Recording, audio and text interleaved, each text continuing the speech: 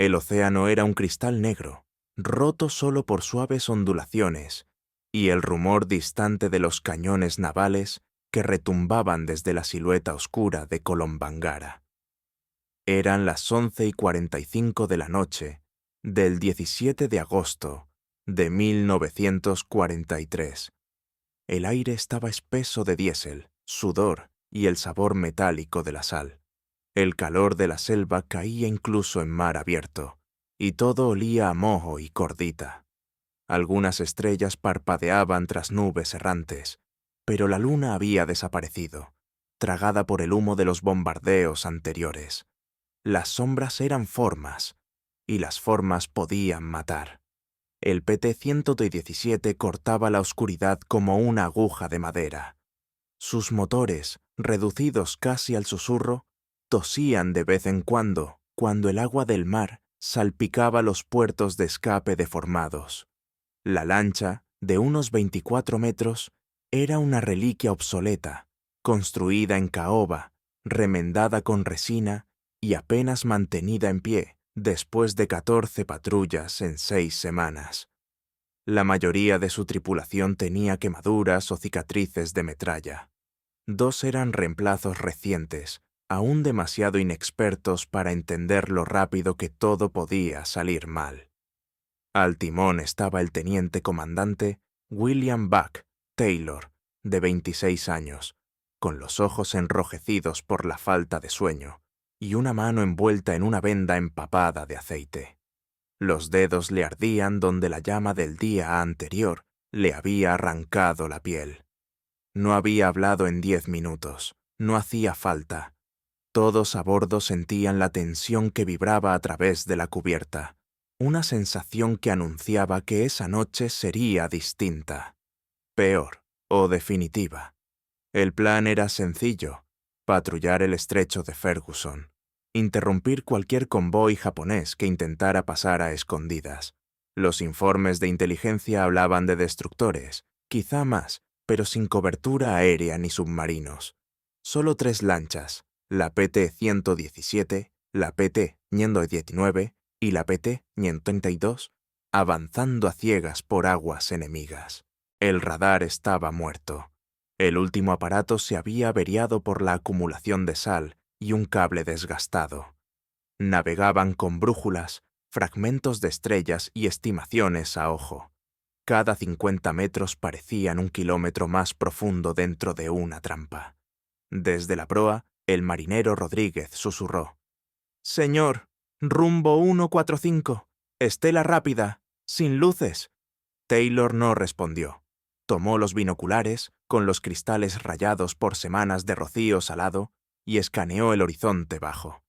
Una forma emergió, oscura, alta, angulosa. No era una, sino 3. Destructores japoneses en formación en línea. Avanzaban hacia el oeste. Sus estelas se agitaban como rastros de aceite. No estaban esquivando. Se dirigían directamente hacia la isla. La mano de Taylor se apretó sobre la barandilla del puente. Ya no eran cazadores. Eran presas.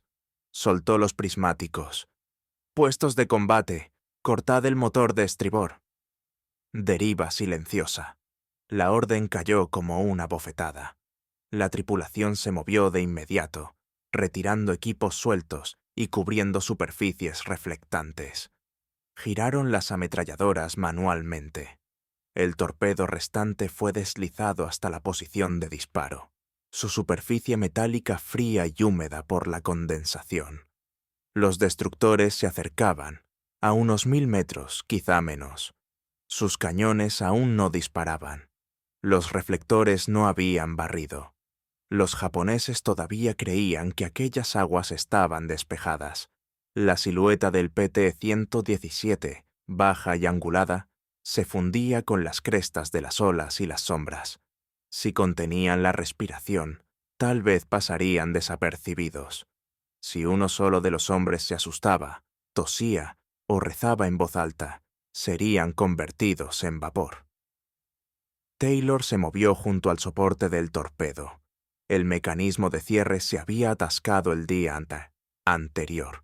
Lo probó otra vez. Seguía duro. Ajustó el ángulo manualmente, respirando con dificultad.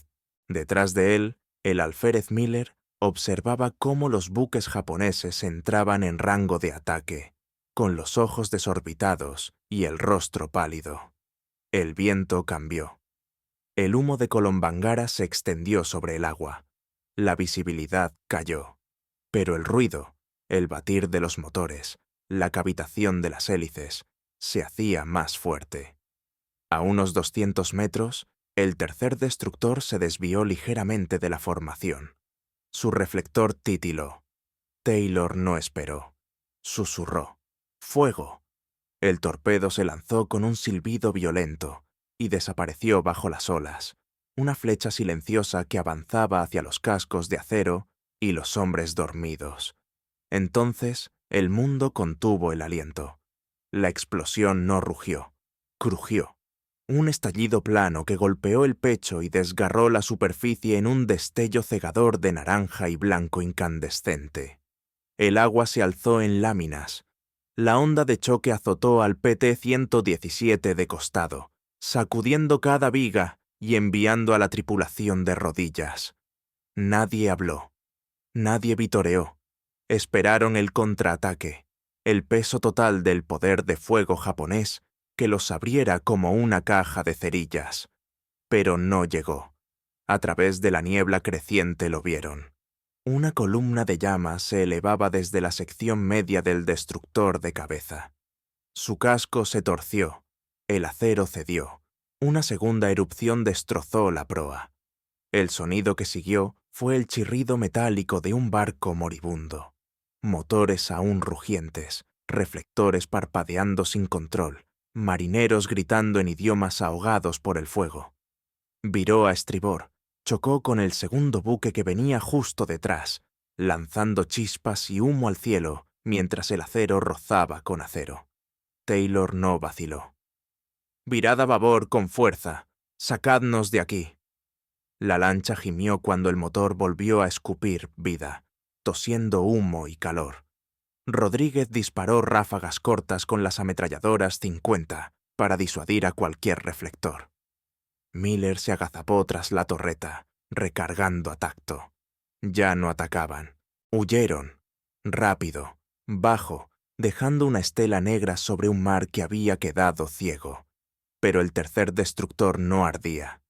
Viró con brusquedad, recuperó la formación y enfocó los 3 reflectores al unísono. El PT-117 quedó atrapado a mitad de giro. Los haces les cortaron como cuchillos. Un blanco cegador que abrasó la cubierta. Cada hombre se congeló mientras la noche se volvía incandescente. Entonces llegaron los cañonazos. No eran armas ligeras, no eran ametralladoras. Eran proyectiles navales de gran calibre, disparados desde torretas triples, que aullaban sobre el agua y agujereaban el aire vacío.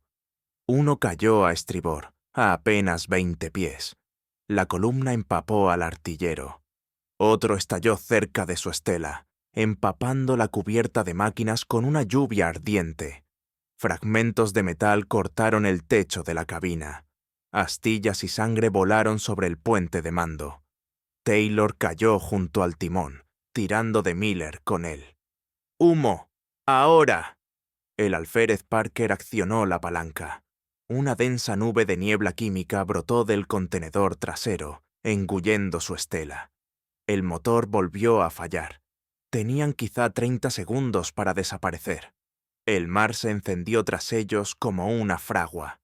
Los 2 destructores averiados siguieron ardiendo, uno empezando a escorar, el otro revirtiendo a ciegas hacia las aguas poco profundas. Mantuvo el silencio en radio. Taylor se negó a transmitir. No quería revelar su posición, ni admitir lo que acababan de hacer. El PT-117 zigzagueó en la oscuridad, buscando cobertura tras un arrecife dentado que Taylor había memorizado semanas atrás. La lancha rozó el coral al deslizarse por el pasaje angosto, el casco de madera gimoteando con cada ola. Cortaron el motor otra vez. Volvió el silencio, roto solo por el siseo del vapor y los gritos japoneses lejanos por los altavoces. Las manos de Miller temblaban mientras se limpiaba la sangre de la manga. Eso no tenía que pasar. Taylor no respondió. Su mente estaba en otra parte, calculando formaciones enemigas, repasando el radio de giro de los buques de la clase Fubuki, contando cuántos torpedos quedaban en la escuadrilla. 1, solo 1. Y ni siquiera estaba en su lancha. Miró hacia el horizonte. PT-119 no se había reportado. PT-132 faltaba por completo.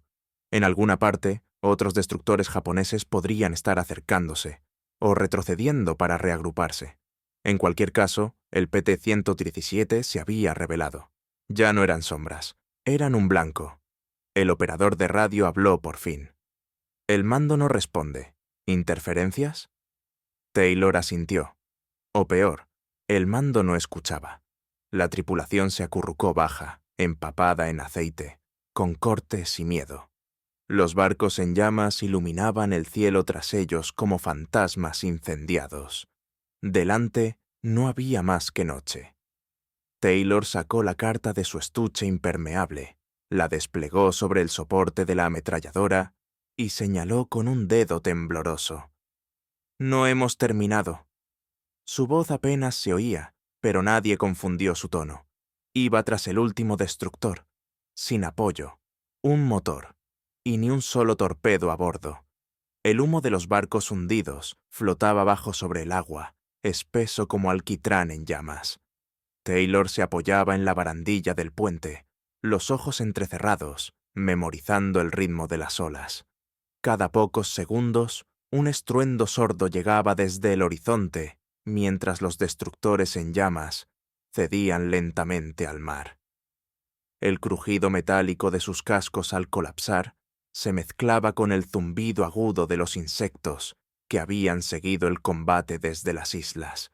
El aire apestaba a sal, combustible y pintura quemada, un perfume de victoria y muerte fundido en una sola niebla que asfixiaba. El PT-117 apenas flotaba. El casco se había partido cerca de la popa, y el agua se filtraba entre las tablas hinchadas que suspiraban con cada oleaje. El motor escupía humo negro. Las válvulas silbaban como serpientes moribundas. Rodríguez taponaba agujeros de bala con trapos empapados en resina. Todos se movían en silencio. Un silencio nacido del conocimiento de cuán delgada se había vuelto la línea entre el triunfo y la aniquilación. La mente de Taylor no encontraba reposo. Repetía el ataque cuadro a cuadro, el acercamiento, la deriva, la distancia, el ángulo de disparo. Aquel torpedo no había sido suerte, había sido cálculo. Lo había visto en el brillo del agua, en cómo la estela del destructor distorsionaba la bioluminiscencia. La idea le había llegado 2 semanas antes, tras una emboscada fallida, donde el enemigo detectó las vibraciones del motor. Notó cómo el sonido viajaba distinto en el aire cálido de la noche. Probó cortar motores antes, usando el ruido enemigo como camuflaje para su deriva. Funcionó una vez.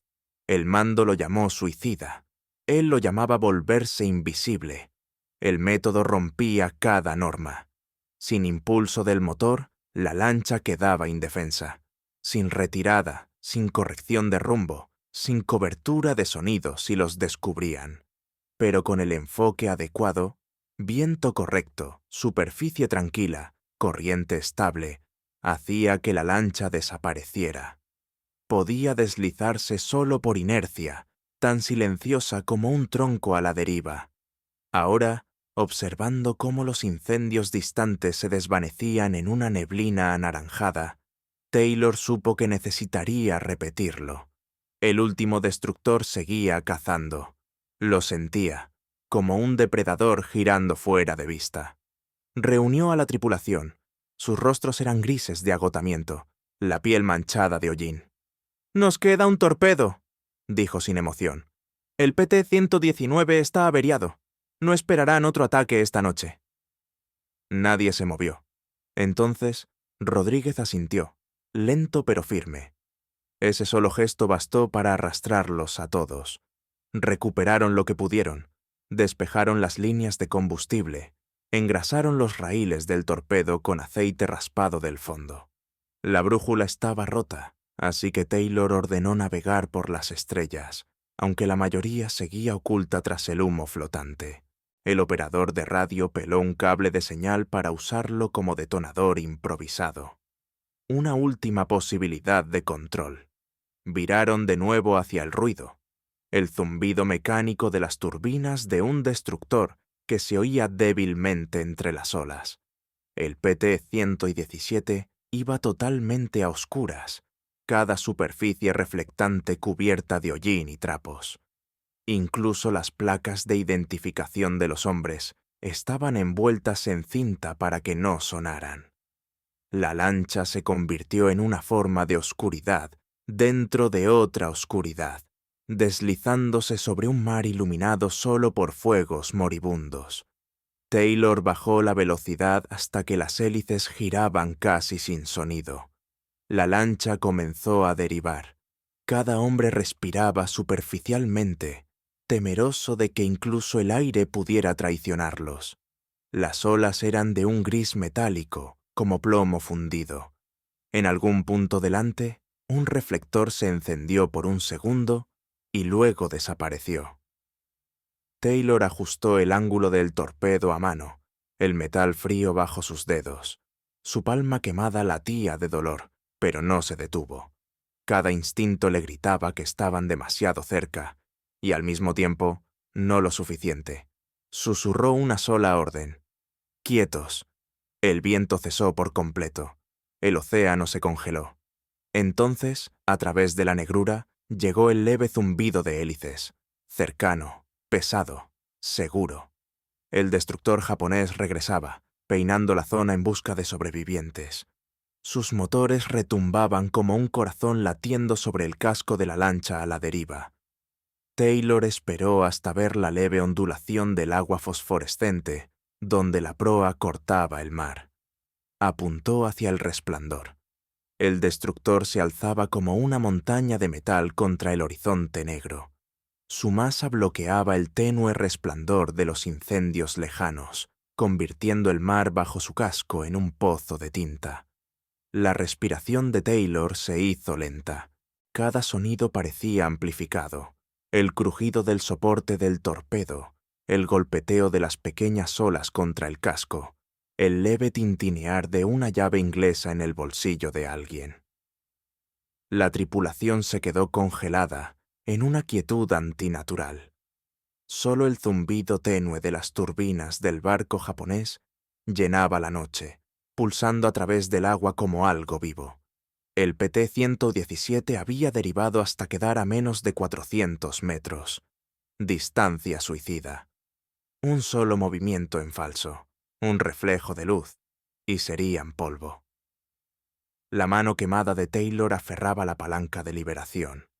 El sudor le corría hacia los ojos, pero no se atrevía a parpadear. Las luces de proa del destructor parpadearon un segundo, peinando los restos cercanos. Luego se apagaron. Estaba cazando por sonido, no por vista. La trampa era perfecta. «Ahora», susurró Taylor. El último torpedo se deslizó fuera de su cuna y se hundió bajo la superficie con un leve silbido, dejando solo ondulaciones que atrapaban la luz de las estrellas. La lancha se balanceó suavemente, la madera cediendo con el retroceso. Taylor contó los segundos en su mente. 3, 6, 9. El agua por delante estalló en fuego blanco. Una columna de llamas desgarró el cielo nocturno, rompiendo la quietud en un estallido de caos. La sección media del destructor se alzó sobre el mar antes de caer con fuerza. Los escombros llovieron en un arco largo, chispeando al golpear el agua. Un gemido metálico profundo siguió, el sonido de un gigante herido colapsando sobre sí mismo. Las llamas se deslizaron por sus cubiertas, reflejándose en el agua como vidrio fundido. Se oyeron gritos en japonés, algunos corriendo hacia la barandilla, otros saltando al infierno. Los cañones del barco nunca dispararon. Desaparecieron antes de que se pudiera cargar el primer proyectil. La tripulación de Taylor observaba, paralizada por el asombro.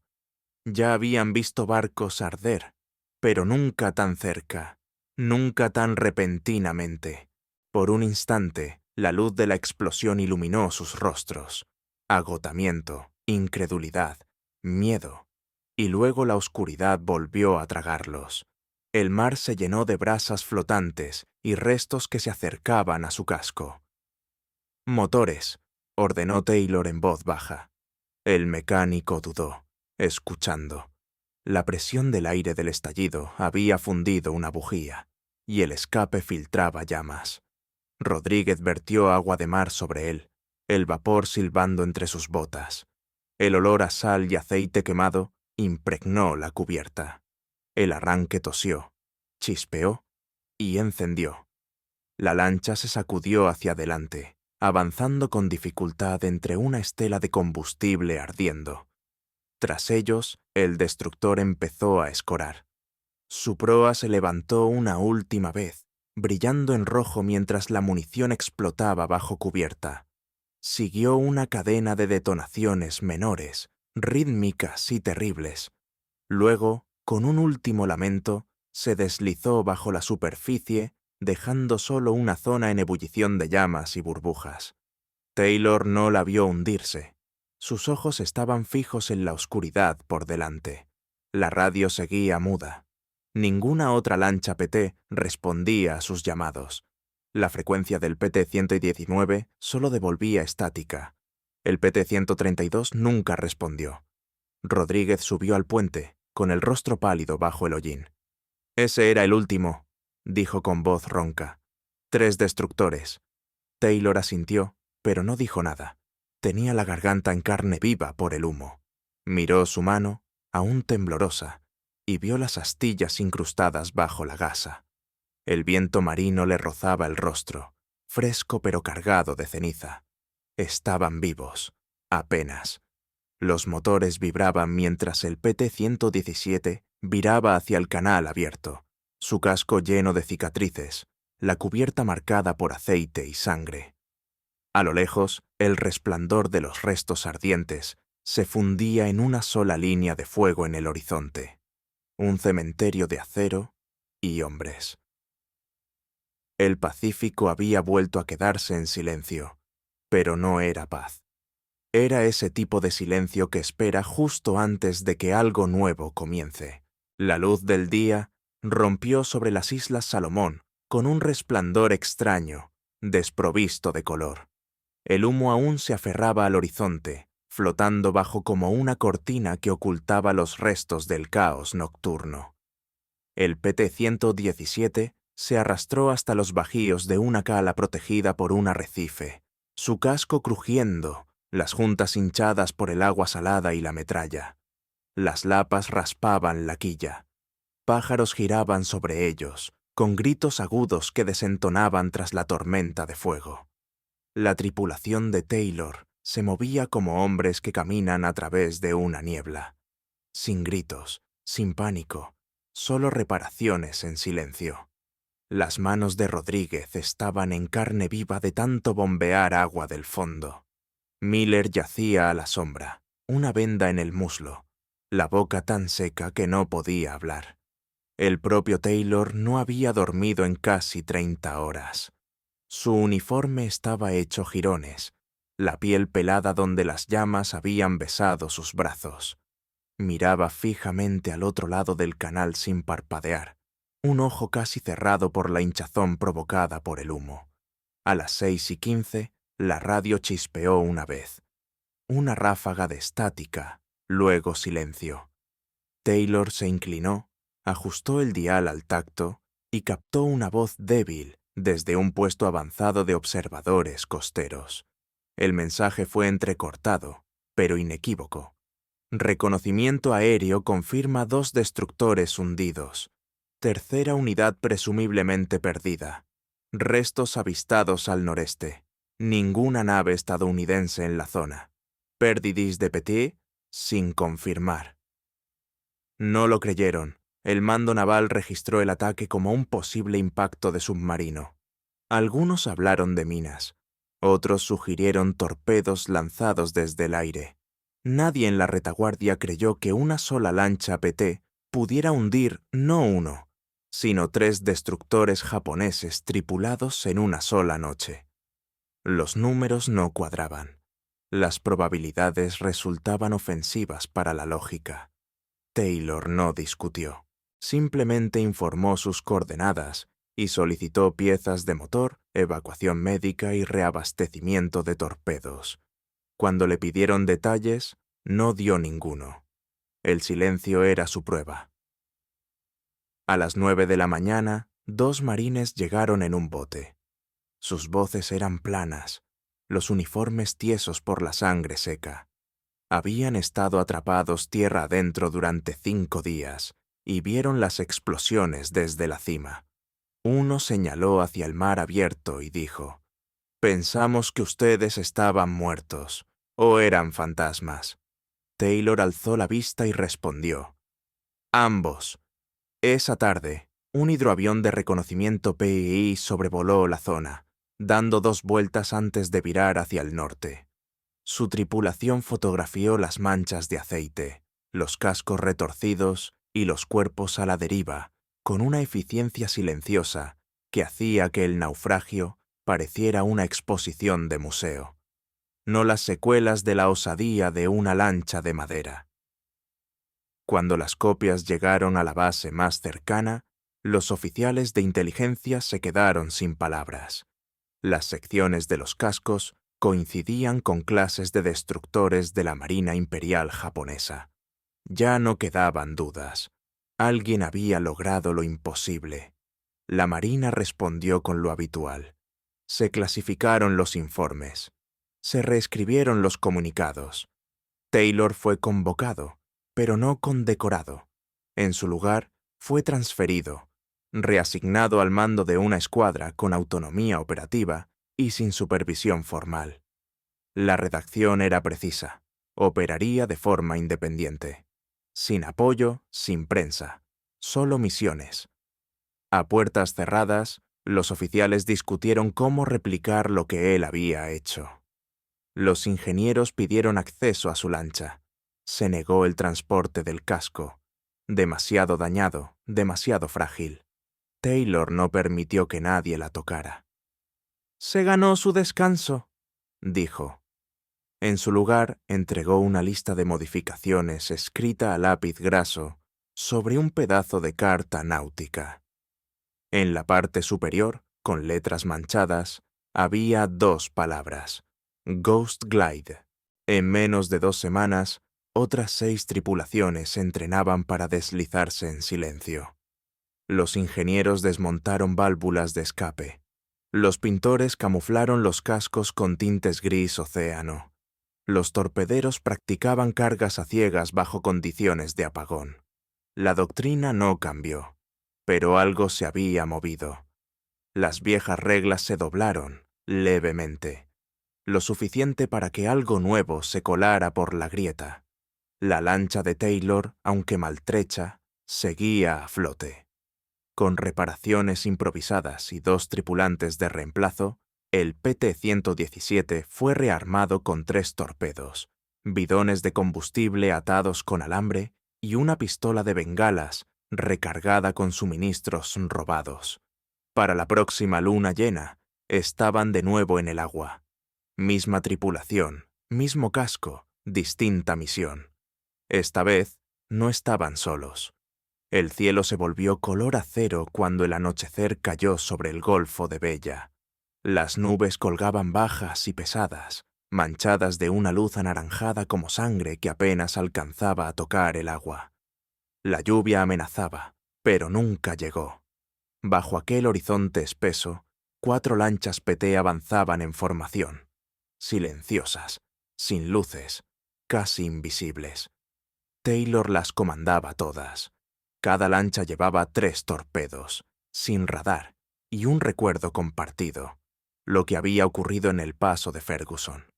Las tripulaciones habían entrenado noche tras noche, aprendiendo a deslizarse al ritmo de los pulsos del motor, a corregir rumbo sin dejar estela, a escuchar las vibraciones a través de las suelas de sus botas. Sus cascos estaban apagados con humo y hollín, la pintura oscurecida con polvo de carbón y trapos aceitados. Las linternas estaban prohibidas. Las órdenes se transmitían por presión de mano o toques de dedos. Incluso la respiración era silenciosa, medida. Cada hombre había memorizado la deriva. Taylor se encontraba al timón de la lancha líder. Sus quemaduras se habían reabierto bajo el viento salado, pero rechazaba las vendas. El ardor le mantenía despierto, enfocado. Su carta náutica, plastificada por el sudor, mostraba con precisión las curvas del Golfo de Bella, 2 arrecifes al este, una caída de profundidad al oeste. Atacarían donde ningún destructor pudiera girar con rapidez. El reconocimiento reportó 3 barcos japoneses en ruta, escoltas de transporte, pesados, veloces, bien armados. Su misión era extraer, no combatir. Pero si detectaban la emboscada, todo ardería. Taylor dividió las lanchas en 2 líneas. El PT-117 y el PT-134 derivarían hacia el oeste, bloqueando la retirada. El PT-126 y el PT-129 atacarían al entrar, luego desaparecerían. Una sola pasada. Sin segundo intento. Al 0114 llegó el primer contacto. Un resplandor en el horizonte. Luego otro. 2 chimeneas cortando la oscuridad. Destructores japoneses. Exactamente según lo previsto. Las lanchas apagaron motores. Sin estela. Sin ruido. Solo deslizamiento. Taylor se agachó junto al soporte del torpedo, ajustando el ángulo a ojo. Rodríguez marcaba la distancia con un cronómetro. Una lancha a su izquierda señaló. Enemigo a 600 yardas y acercándose. El mar estaba en calma, aceitoso. Perfecto para la velocidad, perfecto para el fuego. El PT-126 disparó primero. Un torpedo se lanzó limpio, el silbido apenas audible. Luego otro desde el PT-129. Los destructores reaccionaron demasiado tarde. Los reflectores barrieron el mar, pero no encontraron cascos, solo agua y estrellas. La primera explosión impactó en mitad del casco. Un golpe certero. Una sábana de llamas se elevó hacia el cielo, silueteando los otros 2 barcos. El segundo torpedo golpeó segundos después, arrancando la sala de máquinas de la popa del destructor de cola. Tripulantes saltaron al agua, sus figuras agitándose entre el humo y la luz. Las alarmas chillaban en japonés. La lancha de Taylor avanzó 30 yardas antes de lanzar su propio torpedo. No esperó confirmación. Viró bruscamente a estribor. Los motores rugieron al volver a la vida. El PT-134 se desvió en dirección opuesta, lanzando fuego trazador contra las ventanas del puente enemigo para cegar a los artilleros. El tercer destructor respondió. Rápido, errático, salvaje. Los proyectiles cayeron en torno a las lanchas en retirada, géiseres brotando como minas. Uno golpeó la proa del PT-129. La lancha giró, el casco se partió y luego desapareció entre el humo. No hubo llamada. Ninguna voz rompió el silencio. Taylor siguió adelante de todos modos. El torpedo del PT-117 impactó al último destructor justo debajo del puente. El efecto fue instantáneo, cegador. El acero se fracturó. Una columna de agua se elevó al cielo y luego se colapsó, llevándose la cubierta consigo. El destructor se arqueó, su proa alzándose como una bestia herida antes de volcarse. Una onda expansiva golpeó el costado del PT-117. Taylor salió despedido, chocando contra el mamparo con el hombro. El timón se soltó. Chispas llovieron desde el panel de instrumentos. Rodríguez tomó el control, empujó el acelerador, esquivó los restos en llamas y se reunió con la lancha que quedaba. Las 2 PT supervivientes zigzaguearon hacia la línea de arrecifes, adelantándose al infierno creciente que dejaban atrás. Cuando salieron del Golfo a las 0203, solo el humo los seguía. Los 3 destructores enemigos habían desaparecido. No averiados, desaparecidos. Taylor miró una sola vez hacia tierra atrás. El mar reflejaba fuego naranja en ondas rotas, como si el propio océano hubiera prendido. Nadie celebró. Solo observaron, derivaron, y esperaron la siguiente orden que podría ser la última. Al amanecer, el humo se había disipado, pero el agua seguía brillando con vetas de aceite y pintura quemada. Trozos de cubierta flotaban como peces muertos, calcinados y mudos. El aire apestaba a carbono, agua salada y tanques de combustible reventados. Las gaviotas sobrevolaban bajo, pero no se posaban. Incluso los carroñeros dudaban. El Petit 117 flotaba al ralentí, su casco crujiendo bajo su propio peso. Taylor estaba sentado con la espalda apoyada en la escotilla del motor, las piernas estiradas, una mano presionando sus costillas. Algo dentro estaba roto. Quizá más de una cosa. Su uniforme era jirones. La sangre le empapaba la manga izquierda, seca ya sobre el lienzo. Rechazó el torniquete. Rodríguez estaba en cuclillas cerca, reparando una línea de combustible con alambre sacado de una caja de fusibles quemada. Trabajaba rápido, pero los dedos le temblaban. No habían hablado desde que el último destructor se hundió. No quedaba nada que decir. Al otro lado del agua, el PT-134 escoraba a estribor, con media estructura sumergida. 2 tripulantes saludaban desde la cubierta, uno con la mandíbula vendada, el otro descalzo. El PT-129 se había ido sin aviso. Solo un destello, un estallido, y nada más. Sin tiempo para gritar, sin tiempo para pelear. Finalmente, Taylor se puso de pie. El dolor le atravesó el costado, pero lo contuvo. Ordenó cargar la pistola de bengalas y apuntar al oeste.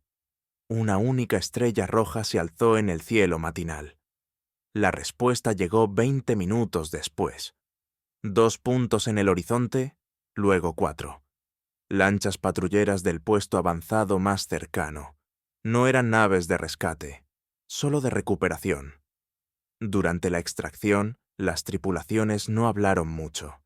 Ayudaron a los heridos, cargaron cuerpos envueltos en lonas, reunieron placas de identificación en una caja de munición oxidada. Nadie preguntó qué había pasado. El fuego en el cielo lo decía todo, más fuerte que cualquier informe. De regreso a la base, Taylor bajó de la lancha por su propio pie. Entregó el mando del PT-117 sin ceremonia alguna. Su primera solicitud no fue una medalla ni un reconocimiento, sino una caja de bujías y un nuevo eje de transmisión. Tenía planes. Los oficiales no lo entendieron, no necesitaban hacerlo. El alto mando quería confirmación. Cifras, pruebas. Taylor entregó un mapa dibujado con carbón, marcando cada ataque con estimaciones de distancia y tiempos precisos. No ofreció teorías, ni dramatismo, solo datos fríos grabados sobre papel náutico manchado de sal. Al finalizar la semana, el informe interno de la Marina registró la batalla del Golfo de Bella como el enfrentamiento más eficaz de lanchas PT de toda la campaña del Pacífico. 3 destructores hundidos, bajas estadounidenses mínimas, 0 apoyo aéreo, 0 radar, todos los torpedos lanzados a mano. El expediente fue marcado como resultado inesperado. Se recomienda revisión táctica. Pero a puertas cerradas, todo cambió. Las tripulaciones de torpedos comenzaron a entrenar en técnicas de lanzamiento por deriva. Se reescribieron los manuales con nuevos diagramas de ataque. Se ordenó a los observadores avanzar que registraran rastros acústicos de estelas. Las órdenes de pintura cambiaron del gris claro al verde apagado. Se propagó en silencio, no como celebración, sino como necesidad. La respuesta japonesa llegó días después. Cesaron los convoyes nocturnos. Las operaciones de reabastecimiento se redujeron. Los comandantes reubicaron destructores para proteger las rutas del Pacífico Central. Las pérdidas frente a Kolombangara habían sido demasiado grandes, demasiado rápidas. Se propagaron rumores, no sobre submarinos o minas, sino sobre pequeñas lanchas estadounidenses que atacaban desde la nada y dejaban solo fuego tras de sí.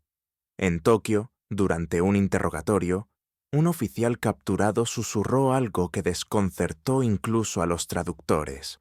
Su voz temblaba, los ojos abiertos de par en par.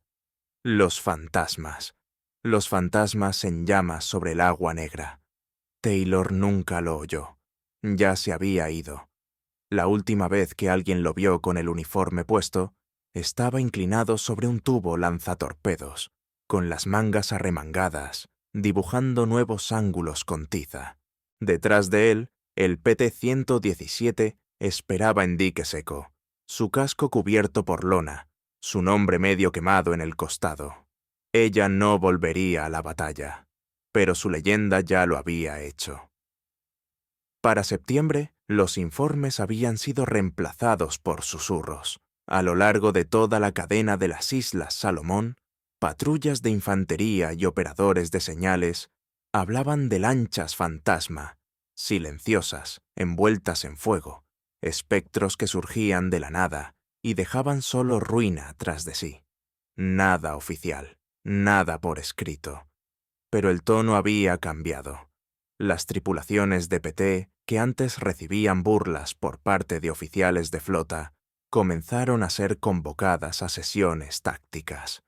Los comandantes preguntaban cómo lograban deslizarse sin dejar estela, cómo disparaban por instinto, cómo los torpedos impactaban sin sonar.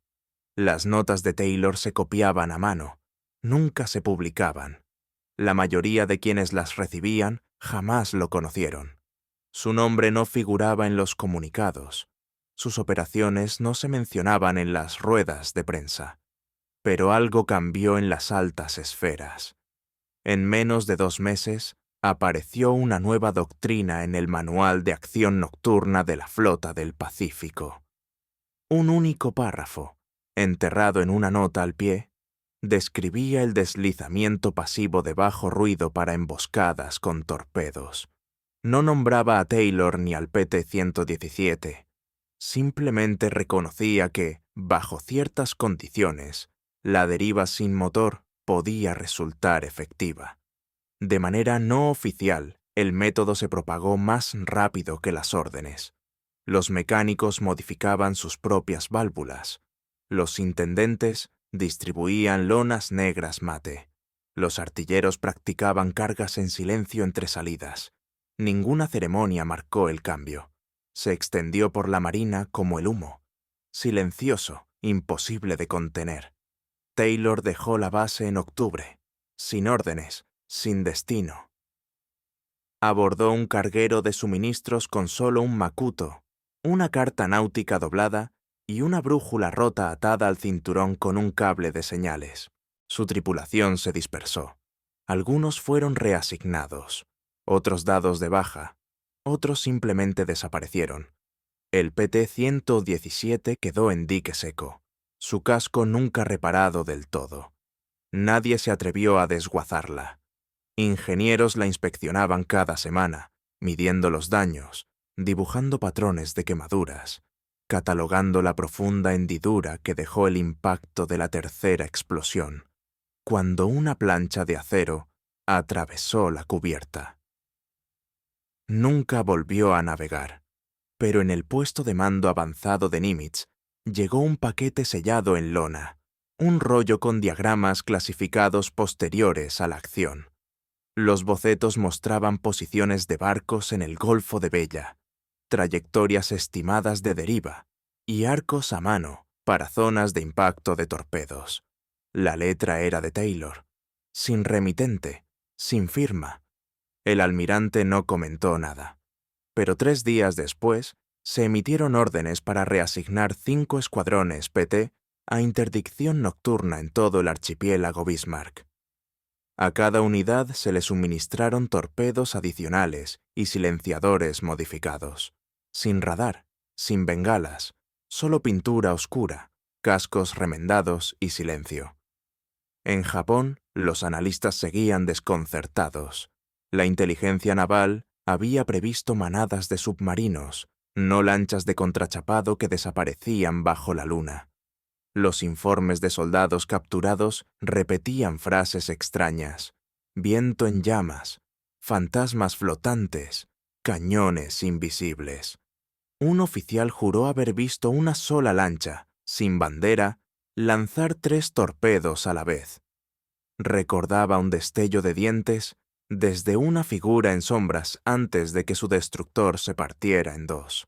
El alto mando desestimó su testimonio, pero duplicaron los escoltas de convoyes en el canal.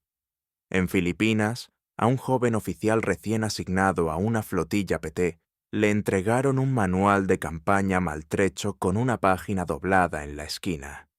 Describía una maniobra no aprobada: aproximación en deriva con motores apagados bajo navegación estelar. El oficial preguntó quién la había inventado. La respuesta llegó en un murmullo del jefe de ingenieros. Él no la inventó. Él sobrevivió a ella. Ninguna ceremonia marcó la expansión de la táctica de Taylor. No era doctrina. Era un susurro, transmitido entre hombres que no buscaban reconocimiento, solo sobrevivir. Para finales de 1944, 7 destructores japoneses habían caído ante emboscadas de deriva en todo el Pacífico. La estrategia nunca apareció en titulares. Las lanchas no salieron en los carteles de reclutamiento. Las historias se contaban junto a barriles ardientes y en barracones, compartidas con un respeto callado y pocos detalles. Una frase siempre cerraba el relato. Nunca en voz alta, nunca directa. Hicieron lo que hizo Taylor. Y después, silencio. En los últimos meses de la guerra, el nombre de Taylor se desvaneció discretamente de las listas, los informes archivados y los despachos mecanografiados. Sin menciones, sin fotografía, sin aparecer en los boletines que llegaban a las familias desde el frente. Su ausencia no despertó sospechas. Era simplemente ordinaria. La guerra avanzaba rápido y en todas direcciones, y hombres como él eran absorbidos por su velocidad. El PT-117, despojado de su armamento, permanecía bajo una lona en un muelle trasero de Tulagi. Su cubierta estaba deformada por grietas provocadas por el calor. La proa se hundía por los daños que nunca se repararon. Los ingenieros lo llamaban una reliquia. Los marineros pasaban sin mirarlo. Pero por la noche, cuando se apagaban las luces y cambiaba el viento, algunos afirmaban oír crujidos en su casco, como pasos o voces de mando, susurradas tan bajo que resultaban ininteligibles. Un mecánico, asignado para desguazarlo, se negó. Dijo que el mamparo estaba tibio, que las tablas se movían cuando nadie las tocaba. Le dieron otro trabajo. El PT-117 quedó intacto. Lejos de las islas, un hombre parecido a Taylor alquiló una habitación en Puget Sound, sin decoraciones, sin familia. Pagaba en efectivo. El casero solo recordaba una cosa. Cada mañana, antes del amanecer, su inquilino caminaba por el muelle, siempre mirando hacia el oeste, más allá de la bahía. Nunca volvió a vestir el uniforme. En un pequeño taller mecánico de la zona, reparaba bombas y piezas diésel. No hablaba con nadie. Una cicatriz en la mano le dificultaba sostener una llave inglesa, pero nunca pidió ayuda. A veces, mientras engrasaba cigüeñales, se quedaba mirando las sombras bajo la luz del taller, con los labios moviéndose apenas. Nadie se atrevía a preguntarle qué recordaba. En 1952, un historiador naval visitó Tulagi para documentar cascos supervivientes para un archivo de posguerra. Fotografió al PT-117 desde 5 ángulos. En una imagen se alcanzaban a ver los números con plantilla, desvanecidos, quemados, casi borrados. El informe anotó su historial de combate desconocido, sin libro de bitácora, sin informes de acción disponibles. Ese mismo año, en un bar de Okinawa, un veterano japonés vio la foto en una revista en inglés. Las manos le temblaron. Le dijo al traductor que había visto ese barco en 1943, justo antes de que su destructor se partiera en dos. El rostro se le puso pálido mientras repetía en voz baja la frase: «Fantasma del agua negra». Nadie la publicó. La estrategia que Taylor había creado vivía ahora en las sombras.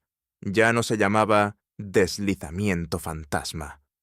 Ahora era simplemente la aproximación silenciosa, algo que se transmitía con discreción entre unidades de entrenamiento, reformulado en cada edición. Los manuales nuevos no indicaban origen, ni crédito, solo esquemas. En los archivos del Colegio de Guerra Naval, un memorando de 1944 permaneció sellado durante décadas. Al ser desclasificado, contenía una línea que sobresalía entre el lenguaje técnico. Un comandante describía la táctica de deriva como no enseñada, sino heredada. Un movimiento nacido no de la doctrina, sino de la desesperación, perfeccionado por alguien que entendía lo que el mar exigía. Años después, en el muelle detrás de aquel taller de Puget Sound, un niño encontró un pedazo de madera clavado a un pilote. Envejecido, oscurecido, agrietado, apenas legible. Un solo nombre, tallado con letras quemadas: 117, sin iniciales, sin dedicatoria, solo un número. El niño le preguntó a su padre qué significaba. El hombre se encogió de hombros. Probablemente un barco, uno que nunca volvió. Pero algunas noches, cuando la marea subía espesa y en silencio, el muelle crujía de forma extraña, y allá afuera, justo más allá del alcance de las luces del puerto, una figura baja, pequeña, parecía deslizarse, sin anclas, sin hundirse, moviéndose sin sonido, cortando la memoria, y luego desaparecía.